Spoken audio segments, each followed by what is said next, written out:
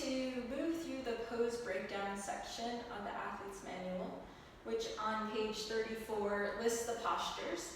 And these are not the only postures that we may want to use with athletes, and these are more advanced postures. Let's start again. Coming outside. We're going to move through the pose breakdown section of our athlete's manual, which is on page 34. And if we turn to that page, we can see a nice list of poses here. And these are ones that are in addition to the poses we learn in level 1. And they are a sampling of the poses that would be suitable and ideal for athletes.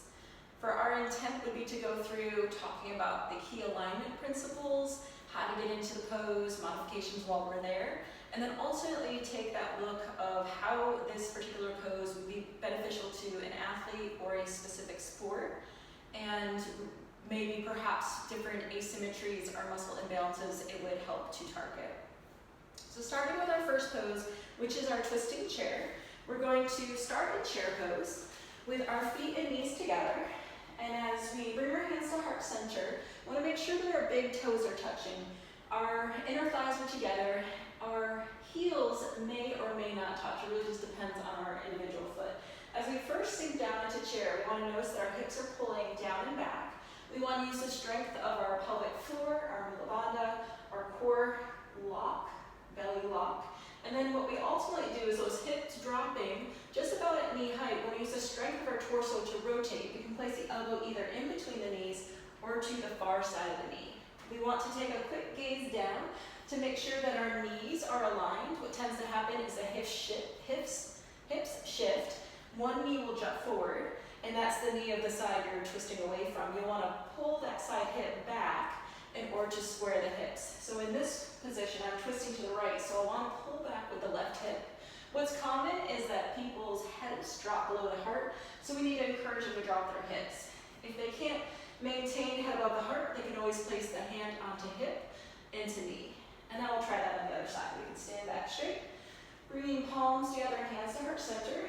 Again, before we twist, we just want to set our positioning of the lower body, activating our root lock, mula bandha, or belly lock, uddiyana bandha, and then rotating and twisting to the other side. Again, elbow in between the knees or to the far side of the knee. And stabilizing, taking eye gaze wherever is comfortable. And we can slowly and gently rise back up out of that posture, bringing hands to heart center. So that's our first pose, twisting chair. It definitely is a lot of intensity on the lower body and also works to strengthen through our core center as well as the upper back of the side we're rotating towards. For our next posture, twisting lunge, we have two arm positions. We can have a standard twisting lunge, grounded with one hand to the mat, or we can take a prayer twist lunge. We're going to start first in downward facing dog. And then we're in our downward facing dog. Let's take a moment to cuddle our heels, pressing and holding one heel down, switching and pressing and holding the other. Let's take and step our right foot forward. And you need to make sure our feet are hip distance apart. People tend to put their feet onto like a balance beam, and then they get all sorts of wobble. Feet wider, like railroad tracks, allows us to sink down deeply with stability. Front knee is over ankle.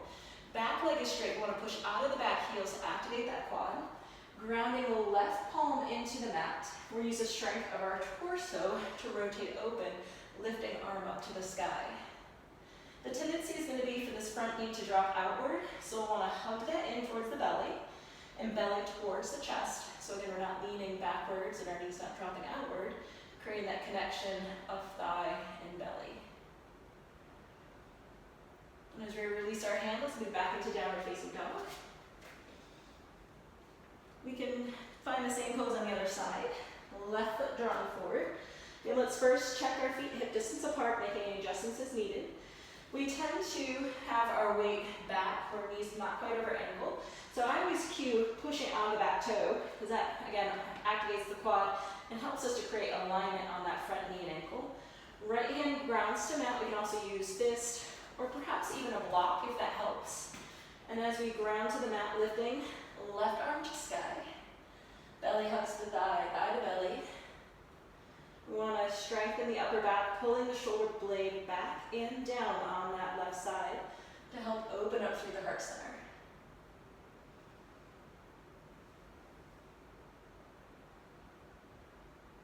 We can release the hand back to the mat, stepping back into our downward facing dog. So again, that was our first option. Our second option was to make it a prayer twist lunge, where we'll step the right foot back forward. Same start position, but we'll first lift to high lunge. High lunge, arms up to sky. Bringing hands to heart center. We always have that terminology of elongation before rotation. So again, as we sink our hips, knee over ankle, pushing out the back heels, we want to elongate the torso, so hinge forward, and then we rotate to take elbow to the far side of the knee. Hugging belly to thigh, thigh to belly, the same way. In any of our lunge positions, we always have the opportunity to place the back knee down. That means a little less strengthening on that back leg, a little bit more opening through the hip. And as we release hands back to the mat, finding our downward facing dog. We'll do the same thing on the other side. The left foot steps forward, knee down or knee up, our choice. Let's rise and reach arms. Once we settle hands to heart center, again, checking alignment, front knee over ankle, sinking hips, engaging back leg. Let's elongate forward, crown the head forward, rotating elbow to far side of knee.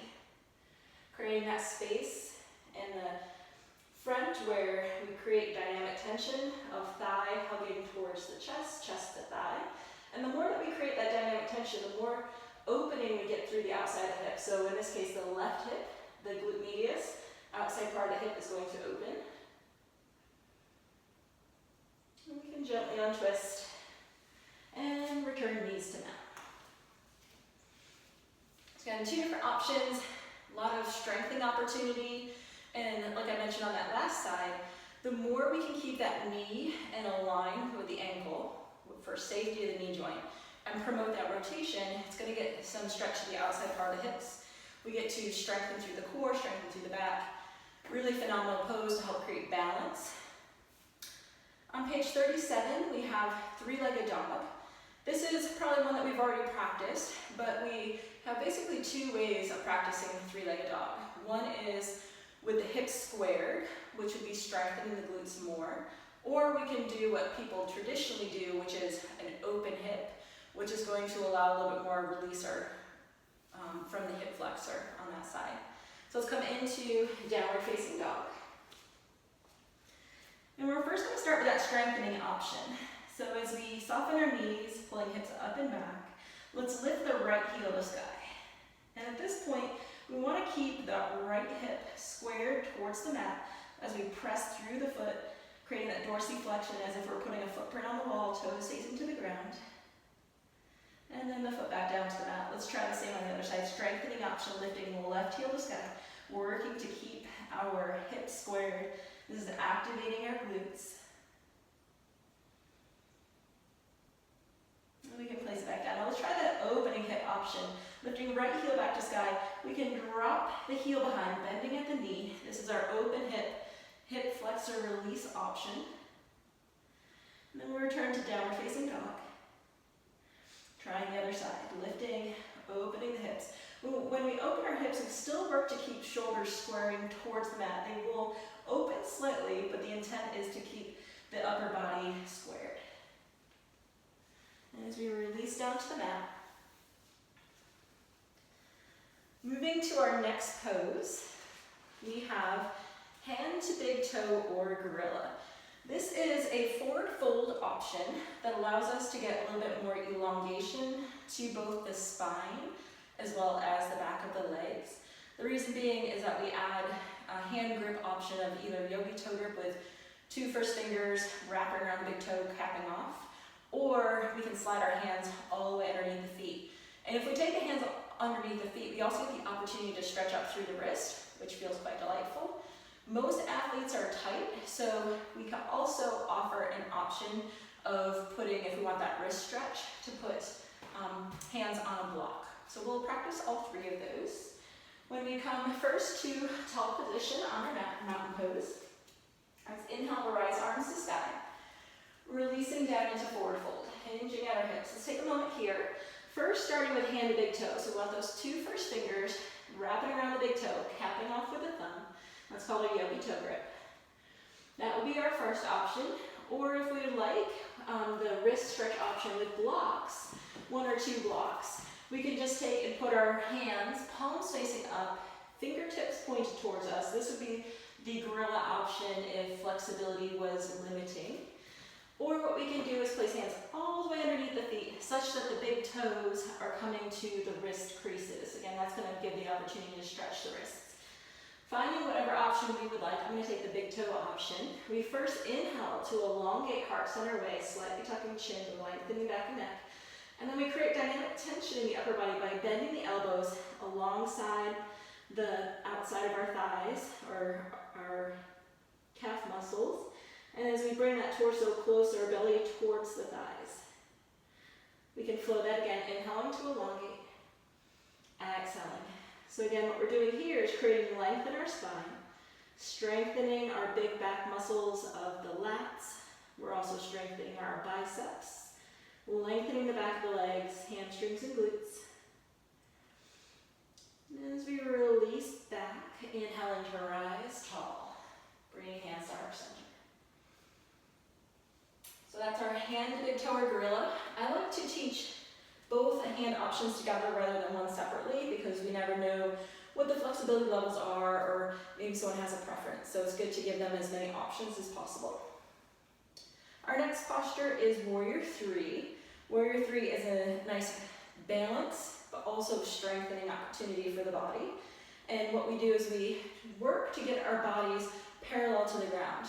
What's going to tend to happen is that hip is going to open to compensate for lack of flexibility. So we need to bend the leg that we're stabilizing on as much as needed to help us create those squared hips.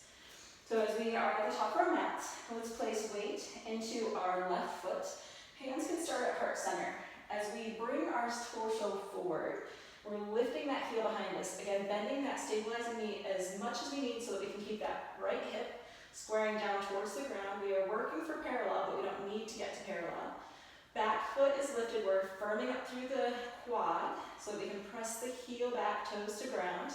Again, hands to heart center. Options here. Arms alongside the body like airplane pose, palms facing down, or arms fully extending out in front of us. And we can call them back to tall posture. Let's try that on the other side. Again, stabilizing through the right foot. It's creating our foot locker padana. Softening that knee to engage more muscles of the leg. As we start to hinge forward, checking on that left hip. The left hip is squaring down towards the mat.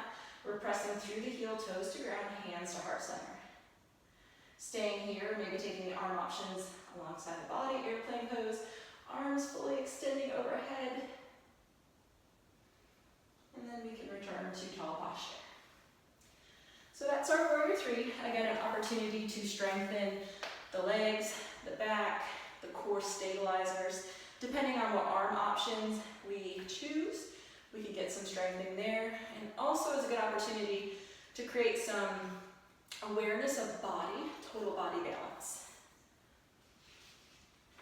Our next posture, our next few, will have opportunities to add some challenge and strength building for the upper body. We're going to have a number of different plank pose options. The first one is plank with a shoulder tap, and we're just going to tap opposite shoulder. This is something that you may have seen, or your participant may have seen in traditional group fitness class, and in traditional group fitness class, they go fast. And we know in yoga, we don't go super fast, we move with our breath. So our movement's going to be slower, and it's going to be stabilizing. We're going to exhale, bring hand to shoulder, inhale to release back down. Exhaling hand to shoulder, inhale to release down. What we want to do is stabilize throughout the entire body, lower body, core, upper body.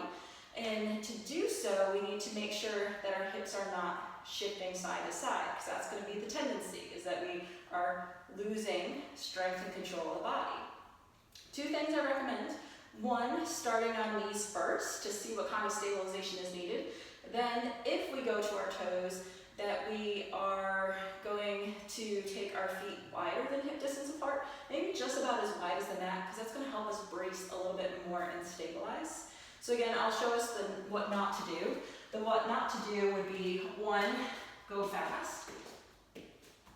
And then secondly, if you're going slow, we let that hip rise. We don't want to feel like there's a rocking through our torso. So again, hands are to be underneath our shoulders, starting on our knees first, just to see what kind of stabilization we need in the body. As we come into that kneeling position, kneeling plank, we want a long straight spine, crown of head forward, want to gaze just up in between the hands. With our next exhale, bringing hand to shoulder, noticing the hips are staying squared, inhale to release down. Exhale, and inhaling down. Let's do that one more time on each side. And then if we feel super strong and stable, what we can do is lift up onto toes, and like I mentioned, that it's helpful to take feet a little bit wider than hip distance apart, almost as wide as the mat. Exhaling, hand to shoulder, inhaling to release down. Exhaling, and inhaling. Let's do one more time on each side.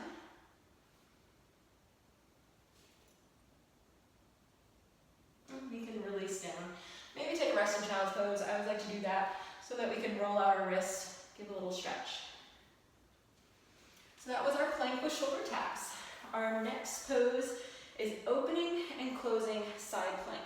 Again, this may have been something you've seen or done in group fitness, but again, we're going to go slower, mindful with the breath as if we are in yoga.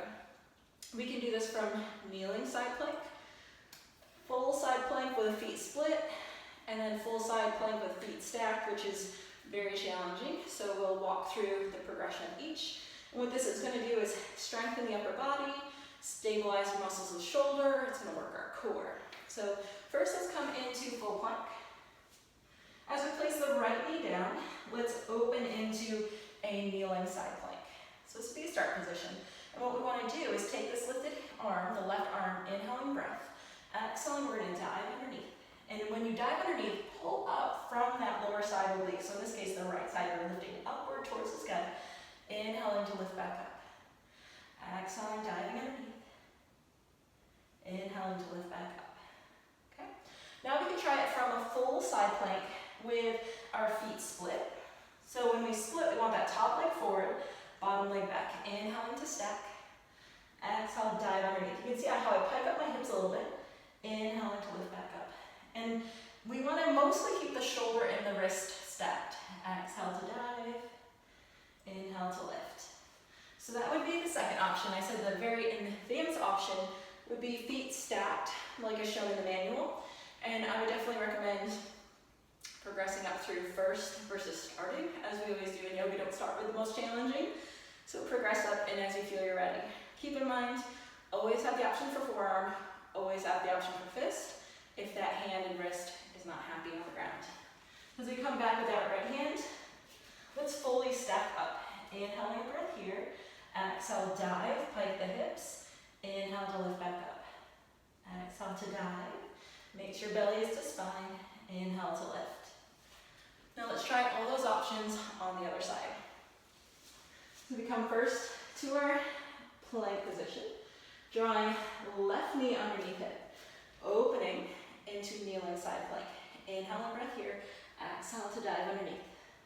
Inhaling to stack back up. Exhale to dive. Now let's try it with legs straight. Split, top foot forward, back foot back. Inhale, breath. Exhale to dive. Inhale up. Exhale. And now let's try that full advanced option if we'd like. Both feet stacked. Inhale, breath. Exhale. Still feeling the lower side obliques lifting away from the mat with a little bit of pike of the hips. Inhaling up. And we can release down. Get a good opportunity to go to child's pose, roll out those wrists, get a little bit stretched. Our next posture, last plank option, is knee to elbow flow. Again, pulling on some concepts of group fitness. We may have done it before, but we're going to go slow. 3 variations. Knee to the same side elbow, which would be like a wide mountain climber. Knee to opposite side elbow, standard mountain climber, and then a pairing of the two, knee to same side elbow, draw underneath to the other side, draw back to the first, and bring the leg back to plank. This needs a lot of strength to stabilize the arms, the upper body.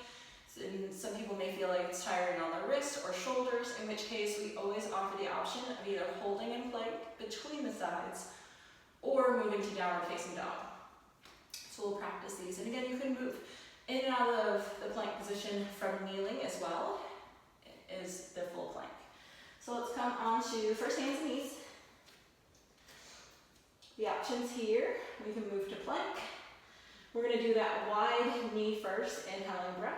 Exhale, right knee to right shoulder. Inhale, blank back to plank. You can stay here for a breath, and then exhale. Inhale back. The option is downward facing dog in between. If you take a downward facing dog, you always return back to plank first before going to downward facing dog. We'll do one more. Again, hold in plank or moving to down dog. So that's the first option, knee to same side elbow.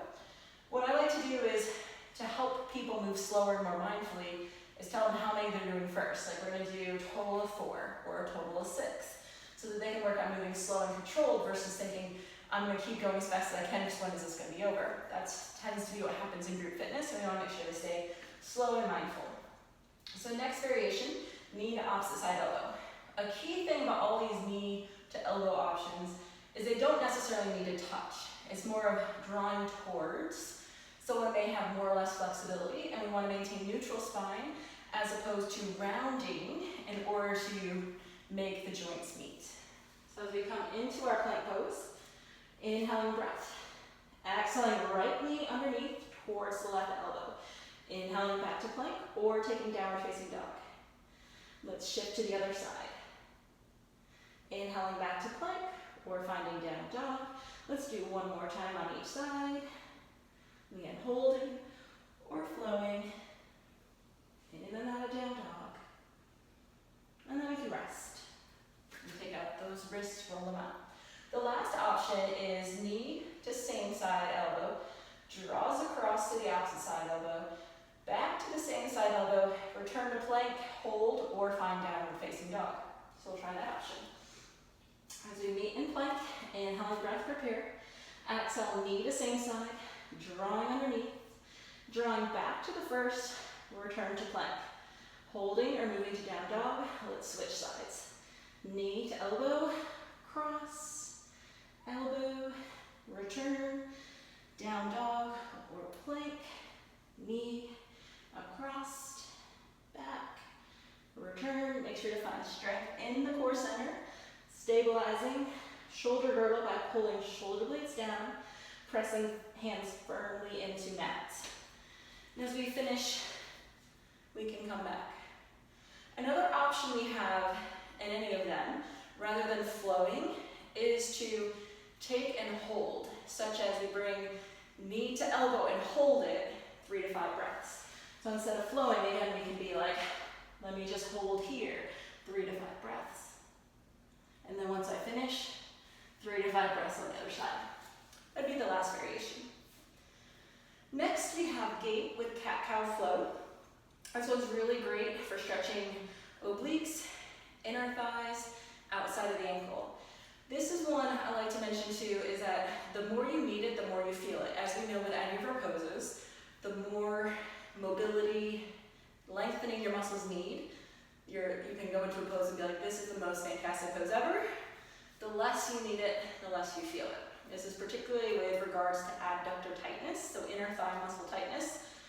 So first we want to do is start in all fours and then move into our gate pose. So I'm going to face forward for this one. And what we want to do is open into our kneeling side plank. So I guess maybe I'll start here. And then when we kick open, we're going to lift up into our gate pose. So again, what that was from all fours, kick open to side plank, and then we can lift, hand away from that. This is gate pose. We want wrist over shoulder, over hip, over knee, lateral flexions. So sometimes we might see like kind of dumping in the side, but again, that's not safe on this side of our lumbar spine, so we're gonna lift upward with dynamic tension. So that would be holding our gate pose. If we want to add cat-cow flow, we're just going to hinge at the hips to bring hands underneath our shoulders. From here, again, if we have adductor tightness, all of a sudden we're like, ooh, this is delightful, and we want to feel stretch on the outside of that ankle. To help intensify, we can round, which is going to stretch the back into cat pose. And then as we draw forward into cow, when we lift our hips up and back is when we get that really great inner thigh adductor stretch. And we round. Let's inhale back.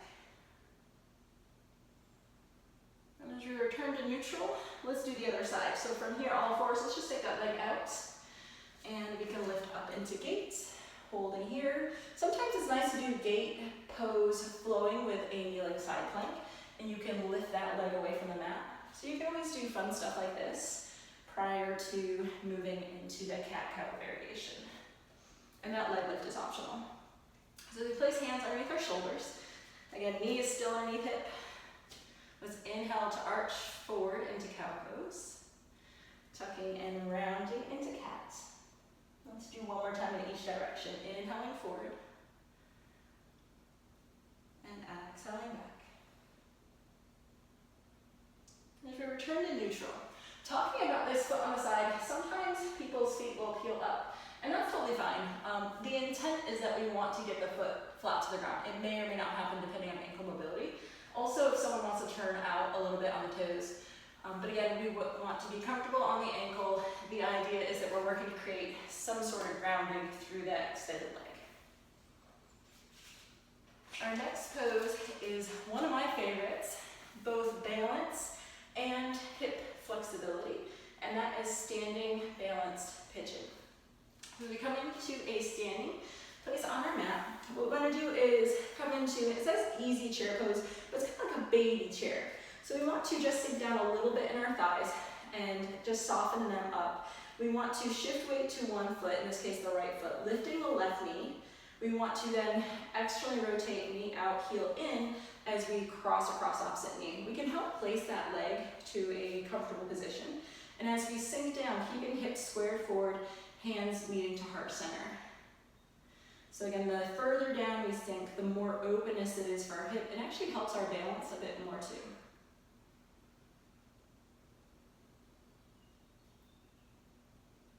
As we stand back to tall, we can switch the other side again, grounding through that heel. What tends to happen, like all of our poses, is we lose that glute strength and our hips jut to the side when we lift, shift our weight. So make sure to keep the core active, the glute active as we come into knee lift, crossing across, and again, sinking down. Similar to our twisting chair, hips might shift. So let's focus on keeping hips and shoulders forward, squaring to the top of the mat. Again, this is one of my favorites because it's not only balance and strength, but also flexibility. So it's like the trifecta of awesome. And it's a little bit easier to get into than maybe your standard prone pigeon for people who are really tight in the hips.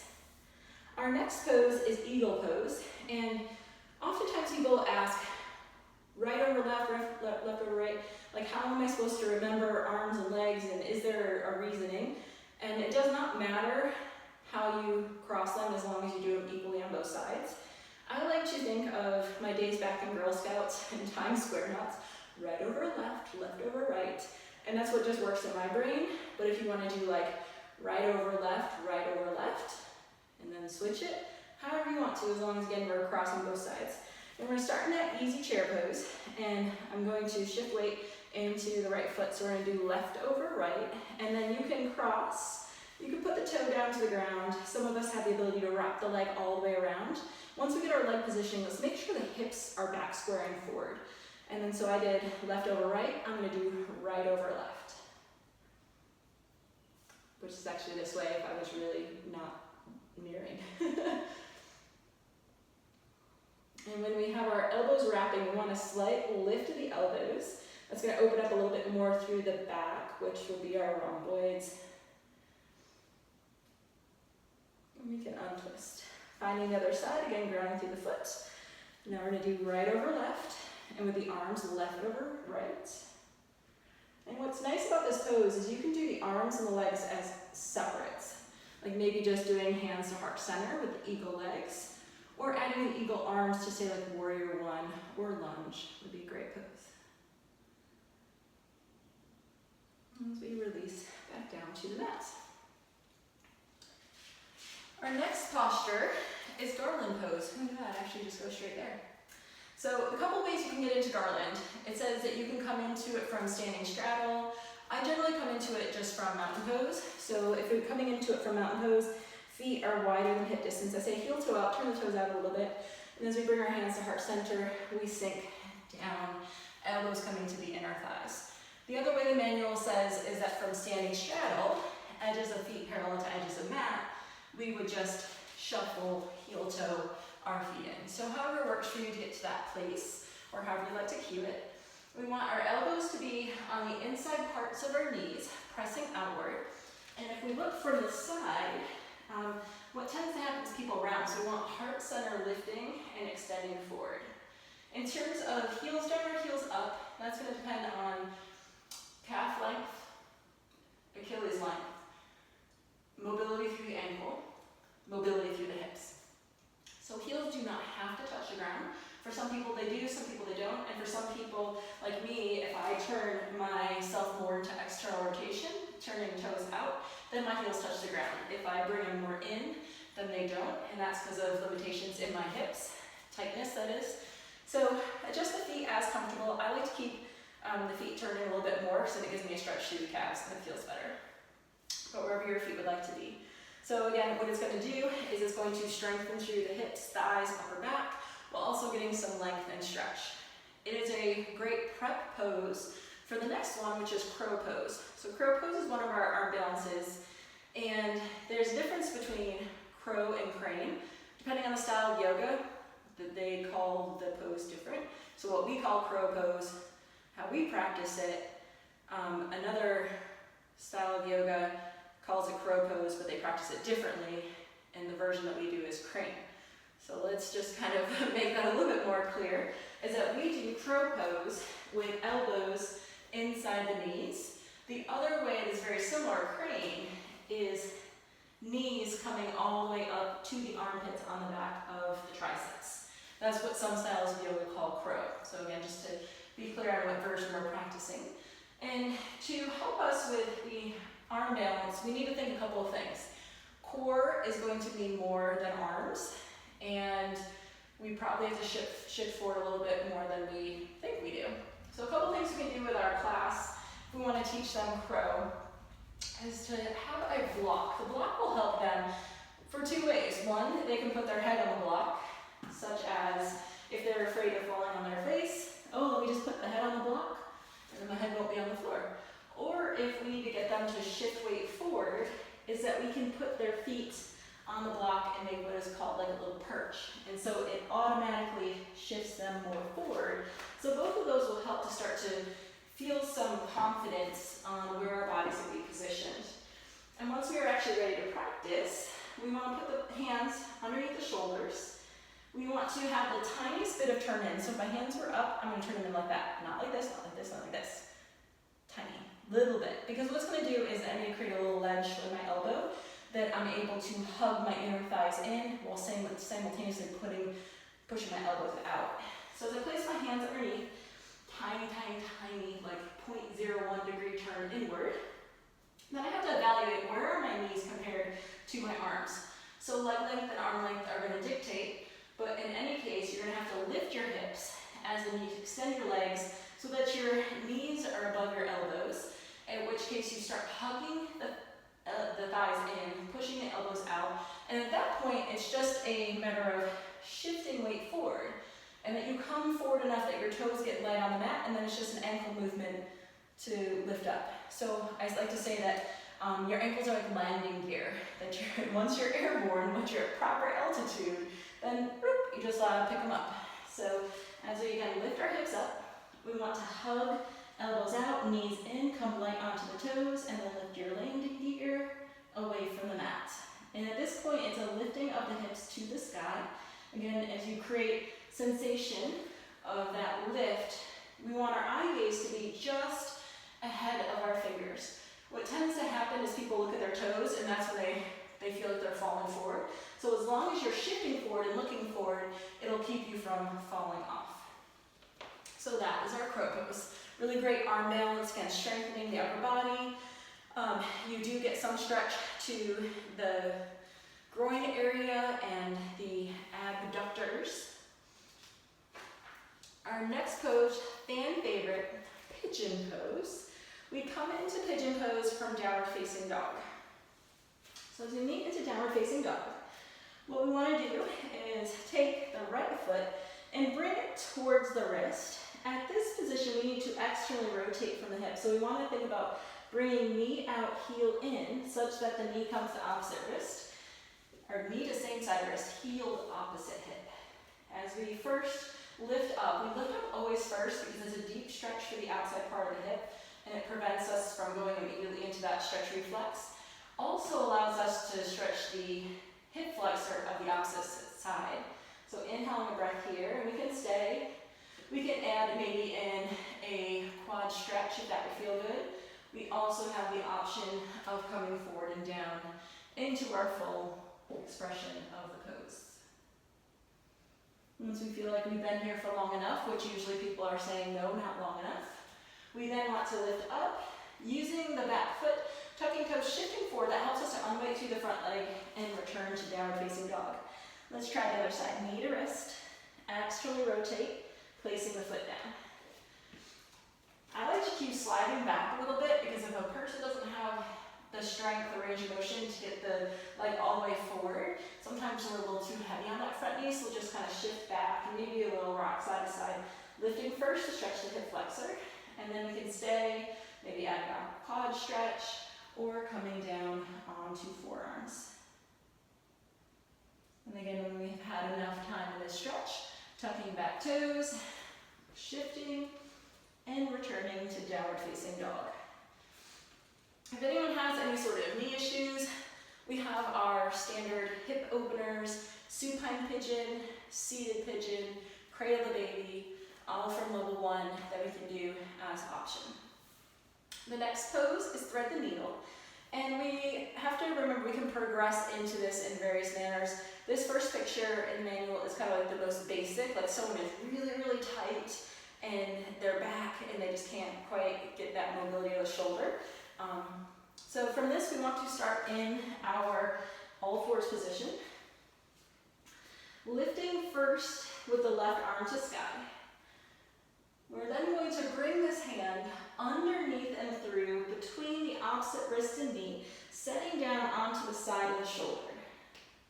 We can keep the hand here. We want to pull weight back so we're not wrestling too much weight into the head and the side of the shoulder. Most of it's still in the lower body. Hand can stay, or we can reach towards the top of the mat. There are some options to variations where the hand wraps around behind. And then once we feel ready to release from the pose, drawing in, pressing into the hand, lifting to sky as a little release. And then let's try that on the other side. Again, grounding, core strong, right arm to sky. Let's bring it all the way underneath and through. Resting down side to shoulder, side to head, keeping the left hand where it is, or extending left arm. Maybe wrapping around behind us. Breathing into the back helps deepen the stretch. Then as we bring the left palm in, lifting right arm up to the sky. So again, that's a really great pose to stretch through the shoulder.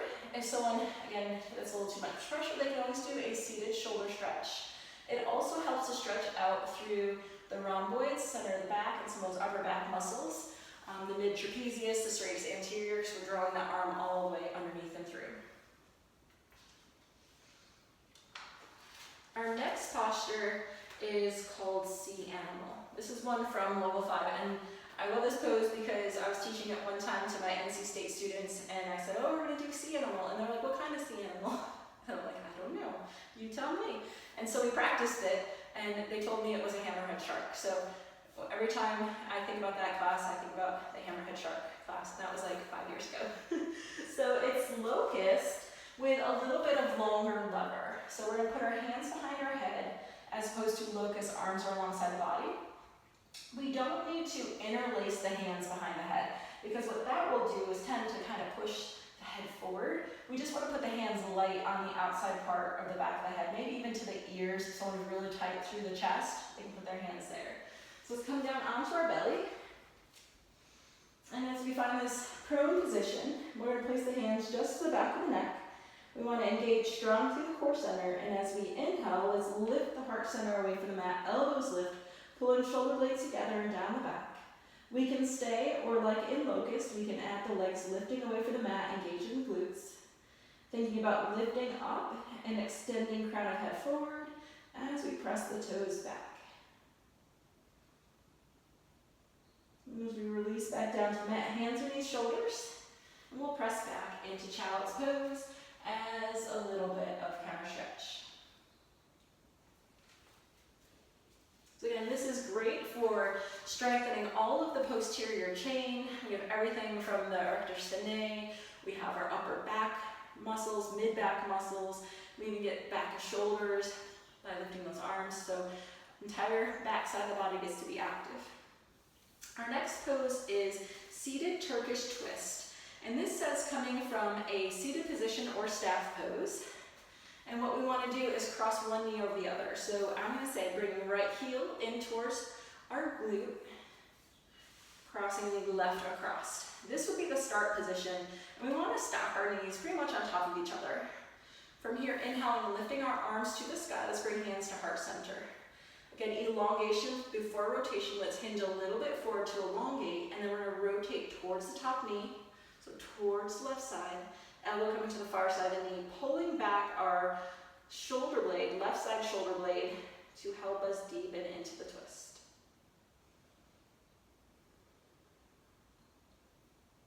As we untwist, we can take a relaxed hip stretch, in which case we let those knees step a little bit more and we can hinge forward, bringing ourselves as far forward as it allows in our hips. We want to be able to keep our hips stable to the mat, so if we feel weight shifting to one side, we want to make sure to keep it balanced. And then as we lift up, we can cross to the other side. So it's time, left heel to glute, right side crosses across. Another option here for more stretching through the outside part of the hip is to hug this knee in. We can wrap arm around and come into a twist where we support behind us with our opposite arm. So this is an option. We can do hands to heart center, and we do have that option of a relaxed hip stretch.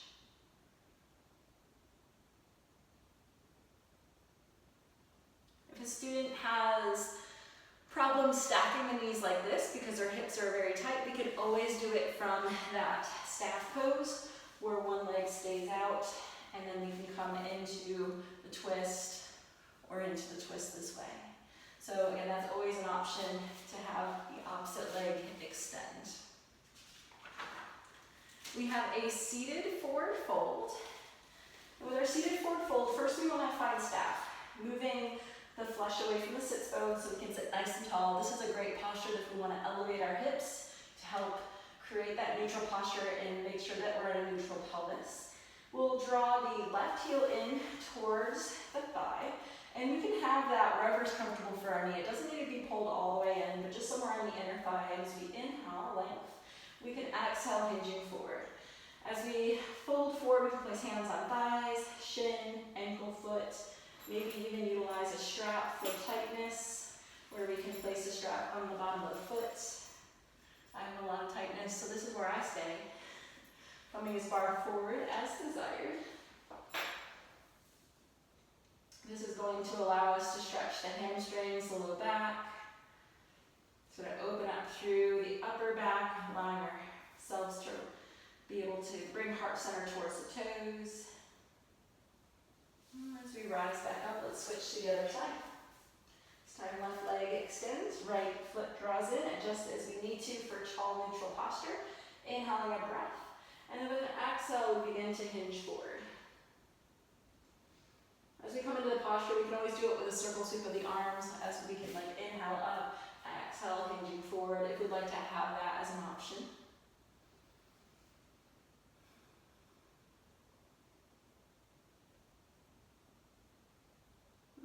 release from this posture. Our next one is full boat, big toe wide boat. So for our athletes, we may want to offer an option of doing full boat with strap if that's where they have such tightness on the posterior side of the body with hamstrings and glutes that the quads may be strong, but just not strong enough to overcome that tightness. So with our full boat, we want to start as we normally do, modified boat. Come into the back parts of our sits bones, we float feet off the mat, and then full boat would be an extension of the legs. Again, for our athletes that are tight, what's really nice is to have a little bit of help and support, so we can utilize the strap and bring our legs nice and long and straight. The strap is going to help support a little bit less strengthening because we do have the strap, but gives more opportunity to develop muscle awareness for the posture. For big toe wide boat, this one is a very fun one. We get to come into standard boat, and then we bend the knees outside, grabbing yogi toe grip on the big toe or hands on bottom of the feet, and then we work to extend our legs straight, or as straight as they go. Lifting through the heart center, getting a nice stretch for the back of the legs, and then through the adductors in our thighs. And when we're ready, we can bring our feet back in and release to the mat. Big toe wide boat is another one that you could use the strap with. It's best with the senior stretch out strap where it has the loops because you can loop on each of the feet. If you use a regular strap, it tends to make your feet come towards the center. Our next pose is cow face pose. This is another one like our eagle that we can take and perhaps one part or the other of the pose, such as we can do cow face legs with maybe just hands to heart center or maybe a shoulder stretch. We can do our cow face arms in a standing pose such as warrior one or lunge or kneeling lunge. But for this, again, what we want to do is stack our lower legs such that knees are on top of each other. So we'll start with left on top of right, and then with the arms, straps are helpful for a lot of our participants, and I will turn around backwards so we can see what the arms are like. So as I have my legs stacked, what we want to do is put this strap in the arm that's going to be on the top. So I'm going to use my right arm on top. So then put that strap in the hands. We're going to lift up, so extend at the shoulder joint, bending at the elbow, and as we hug that elbow and upper arm in towards the head, we're going to take our opposite. We're going to internally rotate by thumb pressing down, bringing alongside the body, bending at the elbow to reach for the strap. We want to have one elbow down towards the earth, one up to the sky, and we can hold in this position. When we're ready to release, we release bottom arm and top arm. To do the other side, we just switch the legs around. And then if utilizing the strap, we now put it into the left arm. Again, we want to lift, always bring that arm close into the head, bending at the elbow. With our opposite arm, we can also hold a tricep stretch, maybe readjust a little bit. Internally rotate, bring the arm, and then if we have the reach, we can interlace or utilizing the strap. But again, that key part is being able to get the arms in close to the body. So we want to extend and then bend. And with our opposite arm, we want to internally rotate, bring it in, and then bend at the elbow. Some people have more limitation on one side than the other side, so again, it's always nice to make sure we have a strap nearby. What this one does is it stretches through the lower legs. It also gives us a lot of openness and mobility to our shoulders. Every single motion of the shoulders, from extension, flexion, internal rotation, external rotation, abduction, there's a lot of terms, but all the motions of our shoulders we're able to get through in that posture. Next one is seated figure four or double pigeon. We can start in cradle to baby or seated figure four. So if we're in cradle to baby, we can extend the right leg. We have the left leg in. To come into seated figure four, we would just bend and place our hands behind us to lift.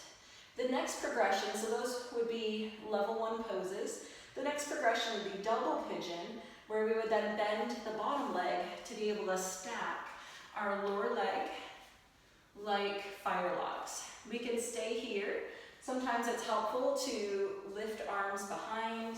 If there's a lot of space, we can pad with a knee or give some opportunity to offer a little bit more support.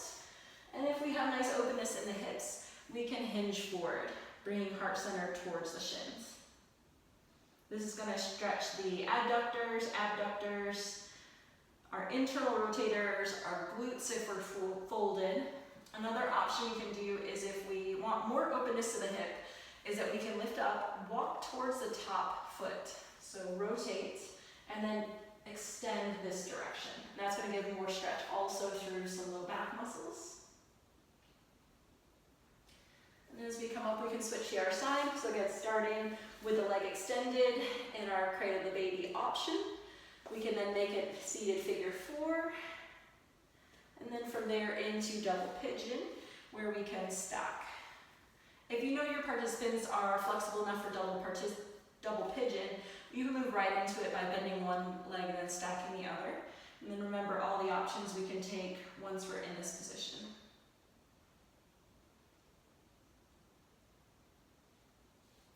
As we rise up, we can be seated for a moment as we find our next pose, which is wheel pose. So to talk about wheel pose, a lot of people struggle with it because they're not in the proper position to begin with. When we lay down, we tend to have ourselves in a forward rounded posture. So the very first thing we should do before we even start to think about wheel pose is when we're flat, pull our shoulder blades underneath us. From at that point, what we have to do is think of, we need adequate hip extension, so we need to come into a bridge, engage our glutes. Then we need to have thoracic extension, so we want to lift the heart center, and then the last thing we do is press through our arms. So after sufficient warm up, we can come to our backs. And once we're here, again, you're rounded forward when you first come down, so let's slide those shoulders underneath us so we're in neutral. From here, we want to lift into bridge. This is going to be that hip extension part. We can even walk up even higher onto our shoulder blades. That helps us with our thoracic extension. So lifting hips, lifting heart center. Then as we flip our palms on either side of our head, we can work to extend the arms. Once we're in our wheel pose, we can hold, or for our participants that want a little extra, we can do wheel push-ups, where we just bend and straighten those arms.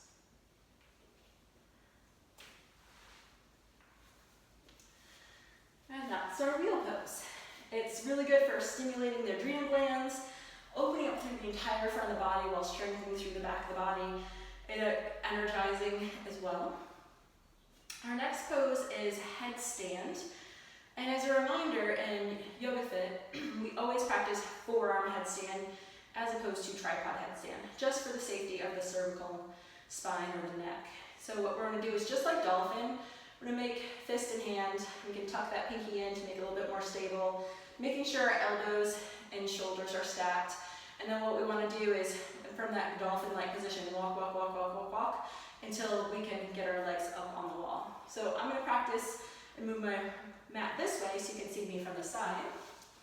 So if we want to bring ourselves closer to some wall space, we want to find our distance away from the wall just a couple of inches to account for posterior side of the body. And again, what it starts out being is like dolphin pose. So as we always do with dolphin, what we want to do is come down and first check the distance on the outside of the elbows. So we want the hands to be able to be on the outside part of the elbows, making a fist in the hand or interlacing, whatever works best for us. And what we're going to do here is lift up into dolphin pose. Once we're in dolphin pose, we're going to walk in and place our head down to the mat, and such that our hands are behind the head and our elbows are framing our face like a picture frame. If the elbows are out, we want to come right out, tuck the elbows in, or if we see our participants doing that, we want to bring them out and have them readjust before we go up. And then once we walk in as far as we can and our feet are super light, we can either lift straight up if we have that balance, flexibility, and control, or the way you teach beginners is like one leg up, the other leg up to get to the wall, and then just work on pulling yourself away from the wall. So that's what I'll demonstrate is, again, we're here. We want to lift into dolphin. I'm going to walk in, put the top of my head down to the mat, and I'm going to keep walking until my toes are super, super light. I'm lifting the hips, and then I'm just going to lift the feet up and touch to the wall. From here, using the strength of the whole body, I can pull the feet away from the wall and work on balance. To come out, we just let one leg drop and then the other, just the same way we went in. Eventually what you want to work on is both legs lowering down slowly with control. So again, allowing us to get inverted a little bit by turning ourselves upside down with respect to gravity. We do remember that we have our legs up the wall pose. For anyone who doesn't want to get upside down, all the way upside down, that's always a great pose to do instead. We have a couple of restorative postures, restorative bridge and restorative fish, as well as a low back release. Restorative bridge cannot go wrong with anyone who uses their lower body for any sort of sport, anyone who spends a lot of time seated. Tight hip flexors, it allows us to relax and release. So what we're going to do is come onto our backs, making sure we have a block nearby when we do. And once we find ourselves supine with our blocks, we're going to move into bridge pose and then place the block underneath the hips to stabilize the pelvis. So we're going to press into bridge. The block has a number of sides. I've got the half block, the smaller block. So basically we have a small, a medium, where's medium, and then a tall. For today I'm going to put mine under medium, but small or medium is where we're going to want to start. And you want to have it underneath your hips so it's supporting the pelvis and that we can rest fully on the block. If it's on the low back, we want to make sure it's down lower at the sacrum region, so where we have fused vertebra, we're safer than on the lumbar spine. We can stay here with the arms alongside the body and the knees bent, or for more of a full body stretch, we can extend the legs long and or reach the arms overhead. If for any reason this causes discomfort in the shoulders or back or any other place in the body, we'll want to bring the arms and legs back in. This is again one of those poses that you can stay in for a long time, a couple of minutes, very delightful. Then we can bring our arms and legs back in. To come out of the pose, we want to press into the heels to lift the hips enough that we can slide the blocks out, place the hips to the mat. Our next one is restorative fish. If we have a block, we can use that, or we can use an extra yoga mat. So we'll try both. My favorite is to either use a small bolster or a rolled up mat. The block tends to be very blockish, and so what we want to do is place the block either this way or this way. So either vertically or horizontally in line with our spine at about the place of T7, T8, which is kind of your breastbone area, just at the base of your shoulder blades. And once we're here, we can let our arms come out to the sides, any sort of comfortable position, anything that would feel good for our arms. And we want to do is again have the back of the head down to the mat. If someone doesn't have their head on the mat, they can tuck another block or a blanket underneath their head to help. And we want to just relax this into this spinal extension. And when we're ready, we can lift off the block and bring it off to the side. I did mention that one of my favorites is to use a mat, and particularly your own yoga mat. So starting at the bottom where your feet are, we want to roll it all the way up. And we're going to roll it about, let's say, 3/4 of the way up. So basically, all the way until it's again at that place that is your shoulder blades. And as we lay down, finding a little more comfort. I like this because it's more round, and like I said, less blockish, less square edges. Again, arms can be wherever's comfortable. We want to think that the rolled up mat is below our armpits, but not too far past where the bottom of our scapula are. So just at or slightly below the scapula. And when we feel ready, we can roll up and we can come off and let our mats roll back out long in front of us. Our last restorative pose is our low back release, and we can do this either with or without props, depending on how much tightness someone has. Maybe a block could be a little bit too much, or just the edge of the block not comfortable. And depending on the distance between your hip bones, we might actually want 2 blocks, because what we're going to end up doing is putting the block in this kind of area. So for some people, it feels better to have wider across. You can do the same thing with a rolled up yoga mat, a blanket, or small bolster. So let's first come down onto our bellies.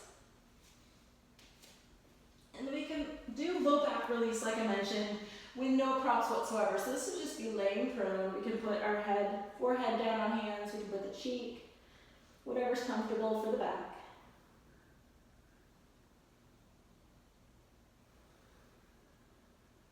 And if we'd like a little bit of elevation, maybe with a block or 2 blocks, we can lift ourselves up and place it underneath the pelvis at a place that's able to support our hips. So that's the key, is you want to have your pelvis and your hips supported. For me, it's like hips, and it's kind of like a little bit of low belly, it's like a little bit of a belly press. And I have that half block, and this is a good height for me. A full block is a little too intense. So with ourselves and our participants, we'll want to vary and play around with the different heights. And again, maybe the block is just a little too hard, and a roll-up yoga mat or a blanket would be a little bit more comfortable. And then as we allow ourselves to come back off, we can remove any props to the side. So again, those were our poses that we have for athletes. Again, they're not all the poses you can do. The Best Shaw Athletes book has more poses in there. It's our level 1 poses, plus any that are going to help to correct muscle imbalances, asymmetries. Think about where we would be tight in the lower body, the upper body, right, left, kind of working on doing things single-sided, like a single leg stretch versus a double leg stretch. Just how can we work to create more balance in the body and address what athletes need.